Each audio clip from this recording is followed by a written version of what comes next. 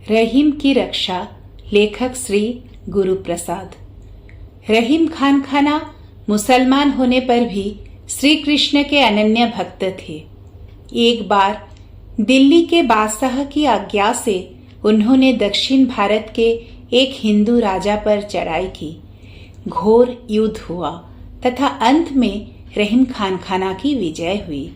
उस हिंदू राजा ने रहीम के पास ये प्रस्ताव भेजा कि अब जीत तो आपकी ही हो गई है, ऐसी स्थिति में हम लोग परस्पर मित्र बन जाते तो मेरे लिए गौरव की बात होती। रहीम बड़े सज्जन थे।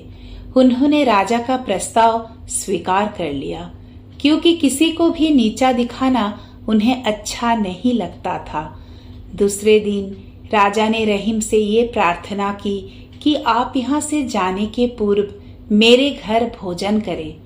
रहीम ने ये भी मान लिया तथा संध्या समय एक सिपाही साथ लेकर भोजन करने चले। वे किले के फाटक पर पहुंचे तो उन्हें एक बालक मिला। बालक ने पूछा, खां साहब कहाँ जा रहे हैं? रहीम, राजा के यहाँ भोजन करने जा रहा हूँ। बालक, मत जाइए। रहीम, क्यों? बालक, इसलिए कि राजा के मन में पाप है। उसने आपके भोजन में जहर मिला दिया है। आपको मारकर फिर वह युद्ध करेगा तथा आपकी सेना को मार भगा देगा।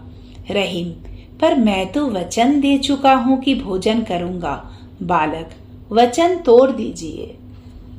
रहीम, ये मेरे लिए बड़ा कठिन है। इस पर वह बालक बड़ी देर तक रहीम को समझाता रहा। फिर भी रहीम जाकर भोजन करने के पक्ष में ही रहे। उन्होंने ये दोहा कहा, अमी पिवावत मान बिनु कह रहीम न सुहाए, प्रेम सहित मरिबो भलो जो विष देय बुलाए। किंतु बालक फिर भी उन्हें रोकता रहा। अंत में रहीम ने हंसकर कहा, क्या तू भगवान श्री कृष्ण है जो मैं तेरी बात मान लूं? अब तो बालक खिलखिलाकर हंस पड़ा और बोला, कहीं मैं श्री कृष्ण ही हूं तो? रहीम उस बालक की ओर आश्चर्य भरी दृष्टि से देखने लगे। इतने में वहां परम दिव्य प्रकाश फैल गया और बालक के स्थान पर भगवान श्री कृष्ण प्रकट हो गए। माथे पर मोर मुकुट एवं फेंट में बंशी की विचित्र निराली शोभा थी।